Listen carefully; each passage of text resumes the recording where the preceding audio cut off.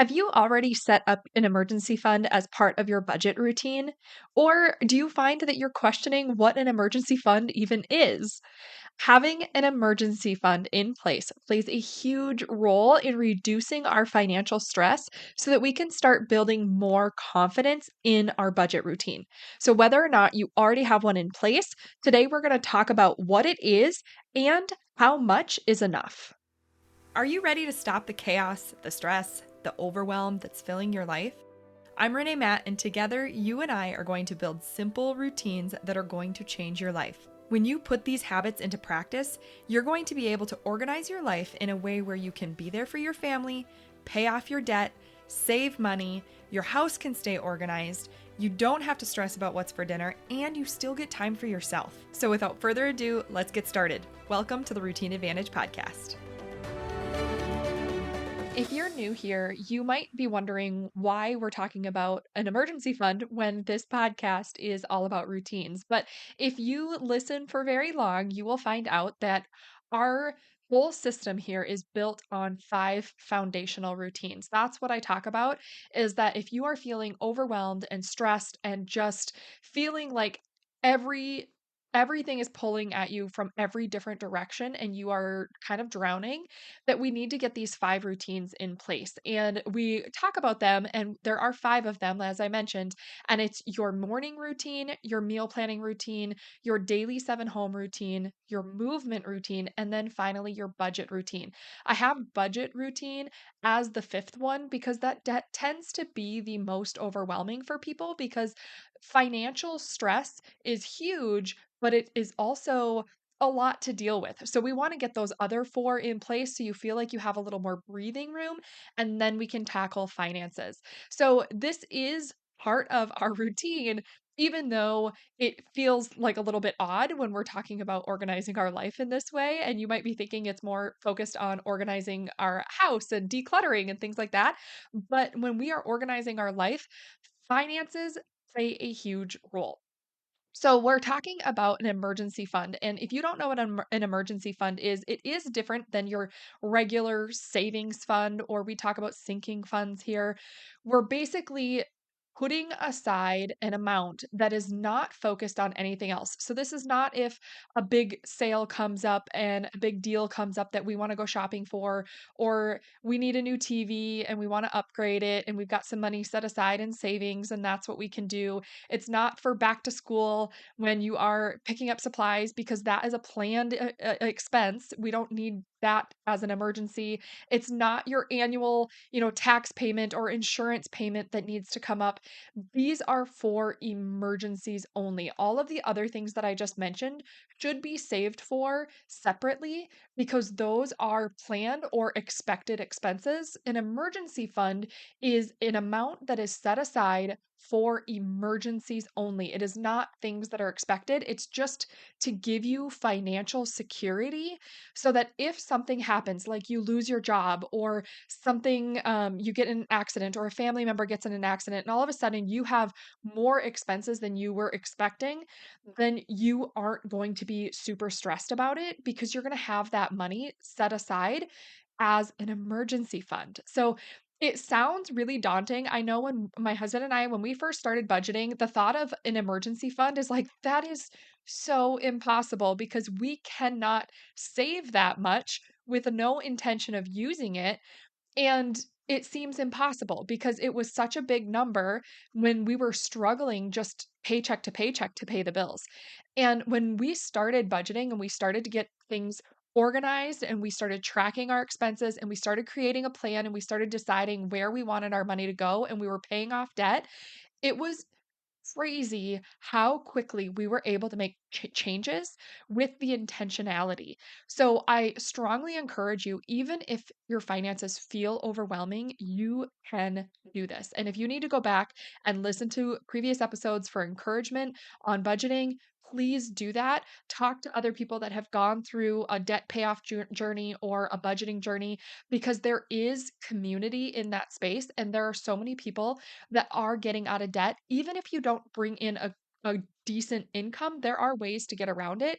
It just takes a plan. So you have to just sit down and get really honest with yourself and create a plan. And if you're married, you do it as a team and it brings you so much closer together too by just doing it as a team. It is incredible. So, when we're talking about an emergency fund, we want to make sure that it is obviously for emergencies only. So, I would recommend that you make sure that you set it aside in a spot that you're not going to touch it. And generally, because it is a larger amount than just, like a couple $100 in savings, then it's really a great idea to put it in a high yield savings account, something like Ally where you can just let it sit there and then it gains interest too. So you just keep making money on your money and it just keeps adding to the little stockpile that you have for emergencies. So that's a really great place to put it. Plus, you can kind of put it in a different account and kind of set it and forget it. So that way, if anything comes up, then you know how to access it. You know it's there, but you're not seeing it day to day in your account and it's not tempting to spend it. So, the reason it's great for an emergency fund is because it reduces your stress like crazy. The financial security of just having cash, like liquidated cash, this set aside, this is going to make you feel so much better like month to month to be able to keep paying your bills, keep hitting your goals because if something happens, you know you don't have to go into debt for it. And this I just pulled a stat cuz I just googled I wanted to see what who or like what percentage of people could cover an expense and according to a CBS News article that it was on a bank rate report 59% of Americans in 2025 do not have enough in savings to cover an unexpected $1,000 emergency expense. 59%. So if you have an expense where all of a sudden your car needs repairs and it's $960, 59% of Americans will go into debt trying to cover that because they don't have enough in savings to cover that. And when we were first starting out, there was no way that we had that much in savings to cover it. And now, once we have gone through this process, if that came up, it doesn't it's an inconvenience more than the stressor because it's like, okay, well, that's kind of annoying, but we can cover it without having a financial like upheaval. It's not stressful. We can just take care of it. But our budget routine is what is allowing us to do that. I'm not saying that to make anybody feel bad or to rub it in anybody's face that it's not a big deal. I'm saying it as encouragement to start making the changes, even if they're small, because over time you will start to make more progress and you will feel so much better, especially if you're feeling that stress over finances right now. So, I want you to think about your situation and think about how much you might need for an emergency fund. If you had a $1,000 expense right now, could you cover it without putting any of it on credit cards or going into debt in any way? And how would that make you feel with your day to day monthly expenses? Because if that sounds stressful to you, then it is a really good sign that you need to build an emergency fund so that that wouldn't be stressful for you. But we need to figure out how much you actually need as well. So I have three very important steps that you want to go through for your budget routine to figure this out. So, number one, you need to figure out your base budget. Even if you're not going to create a budget and track your expenses month to month. If that sounds overwhelming to you, it's okay. We all have to start somewhere. Maybe over time you will change your mind, but you first need to sit down and figure out like how much is it costing to just live for a month in our current financial situation. You need to know how much all your bills are. You need to know how much your groceries are. You need to know how much just general essentials for your home are. You need to know what it costs each month to live your life. And when you get to your base budget, these are the necessary things. It's not all the extravagant, I can't talk, extravagant spending. It's just to live and cover all the bills and to buy what you need. You need to know the base budget of what it costs for a month. Because once you do that, you will know exactly how much you need to cover 1 month of expenses if you don't have an income all of a sudden. So if you need to go back and you're like, I have no idea how to even learn what my base budget is, you can go back to episode 7, and that will walk you through building your base budget. And then you go to step number 2, and you need to understand your current situation to create a plan in how much you would actually want to have in your emergency fund. So once you have your base budget, so let's pretend that your base budget is $3,000. You need $3,000 to cover, $1,000 mortgage and $1,200 in bills and utilities, and then $800 in groceries and gas. And like, let's just say, I'm just doing this off the top of my head. Let's just say that is your base budget. You need $3,000 to cover everything as like the basics. Like, that is just what you need for a month to survive in your normal life. So, once you do that and you go to step 2, you also need to look at your current situation, not just how much you need to live for a month, but also like, what is your financial situation and what is your job situation right now? Are you still getting out of debt? Are you like kind of drowning in debt? You're trying to pay off debt. You are maybe self employed and your income is irregular. Maybe you have a really steady job with consistent income and you have absolutely no cause for concern right now that you're going to be losing your job or losing your income or having a reduced income. You're pretty set and secure and you feel really good. Maybe you have a spouse that's also working and you have two incomes right now that is making it work really well, and you've got some extra flow of cash.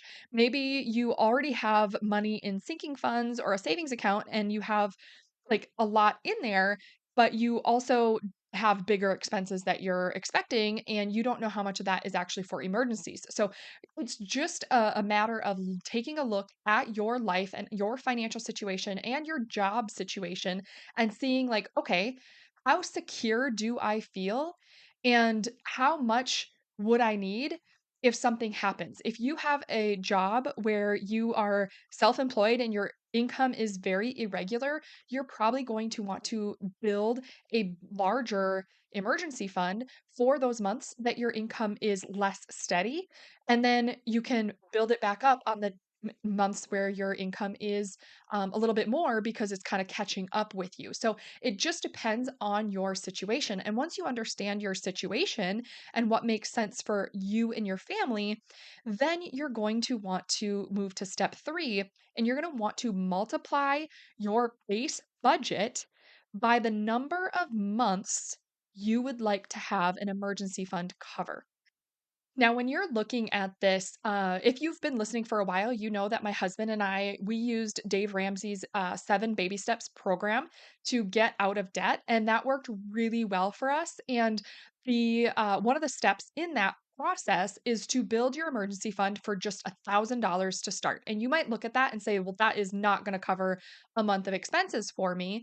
And that's kind of the point, is that you only want $1,000 set aside through that program because it kind of lights a fire under your butt to really pay off your debt so that you can really burn through it, get all your debt paid off as quickly as possible.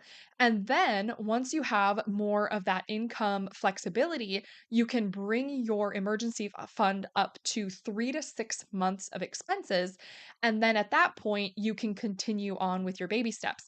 And then you have more of that financial security. So you need to make some sacrifices right away in order to do that, but it is short term. You want to get that debt paid off so you're living debt free.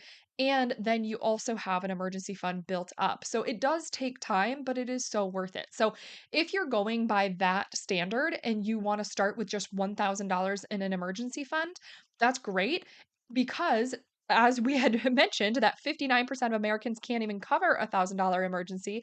You're already ahead of the game there. So you can start with $1,000. Focus on really getting your finances in order. If you do have debt, really tackle that and pay it off as quickly as possible if you can, and then build up your emergency fund to a higher amount. Now, if you are have an irregular income, obviously that will change a little bit and you have to do what is best for your family, but this is just kind of giving you some guidelines on what you could do. So, when we're walking through how much to have, you could, like I said, start with the $1,000. But then, as you are looking at your plan of what do I want in a fully funded emergency fund, pretty typical. It's 3 to 6 months. And that's kind of going with any financial guru that's out there. A lot of them recommend the 3 to 6 month emergency fund, and some even go up to 12 months if you're, like, really unstable, like, if your income is very irregular and you have a lot of, high risk situations where you might be expecting to not have income for a while and it's really up and down, then you're probably going to want a bigger emergency fund just so that you don't feel that financial stress. But if you're pretty stable and you don't have a lot of expenses, everything feels like it's pretty typical, and you know that if something does happen, you lose your job or something comes up and it was unexpected, that 3 months of full expenses covered is gonna feel like enough to be able to move on to the next thing and find a new job and get more stable in your situation, then 3 months is gonna be just fine, and you're still going to have that financial security feeling, and that will be perfect for you. So you just kinda have to look at what your situation is. But at this step, when we're multiplying by our base number, we want to take our base budget and then we want to multiply by the months. So if your situation is like, okay, in this current situation, I want just a 1 month of expenses covered if something should happen while I pay off my debt. Maybe $1,000 doesn't feel like enough for you and you want a full month. So great. Take your base budget. Obviously, that is how much you need for that month because we're only multiplying it by one because you only need 1 month of expenses. But what happens if you want 3 months of expenses? Then you take your base budget number and you multiply it by three. So this might be somebody that has more of that steady job or income and no huge changes are expected. And 3 months feels really good to have in your emergency fund. Like I said, if you're self employed or if you have changes expected or your income is irregular, then you probably are going to want 6 months of expenses for a fully funded emergency fund. So you take your base budget and you multiply it by six, and that would be your fully funded emergency fund. And if you want to take like super extra precaution, things are really up in the air and you are concerned about that, then maybe you want 9 or 12 months and you just multiply it by 9, 10, 11, 12, whatever makes you feel comfortable and whatever works for your family. And then once you do and have that number, then you know how much to save and set aside in that high yield savings account. So it just makes you money while it sits there.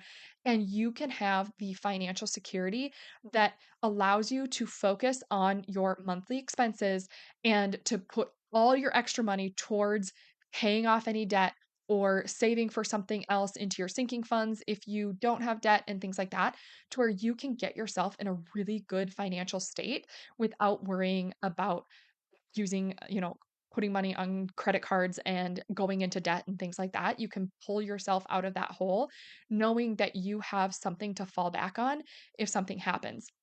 It is a very secure feeling knowing that you've got that money set aside, that if something comes up or if something happens, you don't have to worry so much because you've already planned ahead and taken care of that.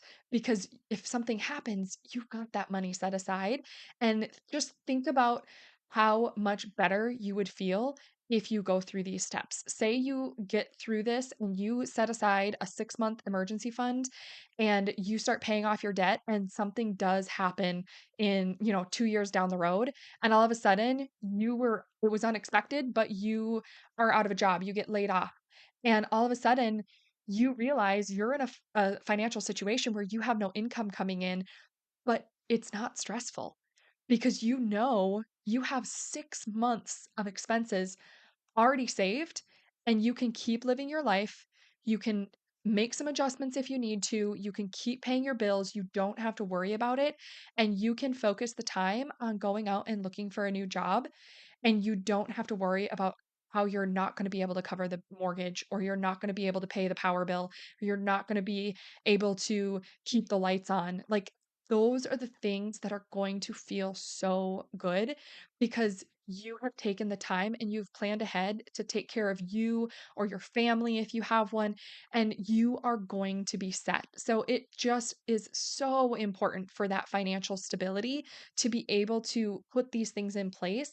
And if you need to know how to do that, then go follow these 3 steps because that is going to help you figure out how much you need for your financial situation. So I hope that you go through this and that it doesn't feel so daunting. Like I know, like I said in the beginning, I know in our journey, this would have felt like so unachievable, but I just want to encourage you that it is achievable no matter your situation. You just need to sit down and create a plan and go through it and just keep plugging away. Even if you can only save a little bit at a time, go for it because every little bit is going to help. If you can kind of cut your spending somewhere to help you build it up faster, if you can sell some things or have a garage sale or a yard sale or post things on Facebook Marketplace, whatever you need to do to gather up that money quickly and set it aside, you're going to feel so much better once you have a good portion plugged away for emergencies. And it's just going to give you so much peace of mind. So, quick recap of those 3 important steps for your budget routine so that you know exactly how much you need for your emergency fund for you that is customized to you and not just what other people say is number 1, you need to figure out your personal base budget. And to do that, go back to episode 7 and it'll walk you through it. Step 2, understand your current situation. What are you expecting? Do you have a regular income? Do you have stable, steady income? Do you have big changes coming up that you're expecting? Like if you are expecting a baby, that's going to be one thing that you're going to probably want a little bit more in your emergency fund so that if things come up and you take extra time off or your husband wants to take extra time off, you can do that without worrying about all the finances. You just have to take a look at what your current situation is for your finances and your job security. And then step 3, you understand how many months you want to cover expenses, and then you simply multiply your base budget by that number. Like I said, typically 3 to 6 months is standard for an emergency fund, but you can do however much you feel is necessary. But even just plugging away $1,000 for now is going to help you so much. And then you can build it up later if that is what you want to do. So I hope that this is encouraging instead of overwhelming. I hope that you start making those changes and you are able to have that financial security and stability and reduce the financial stress. And if you need help, I'm here for you. You can come in and join our Facebook community. We can cheer you on and encourage you if you have any questions regarding your budget routine or any questions you have about setting up your emergency fund, anything like that. And I will soon have a course that you can go through as well. You can get all the information on that at reneemat.com. And I will catch you back here on the next episode. Did you love that episode or learn something useful? If so, would you do me a huge favor? My goal is to grow this podcast and help as many women as I can break free from the overwhelm so they can truly enjoy their life. The best way for me to do this is for you to leave a 5-star written review on your podcast app and to share this episode with a friend or in your Instagram stories. I appreciate you being here. I hope you have a wonderful day, and I will see you on the next episode. Take care.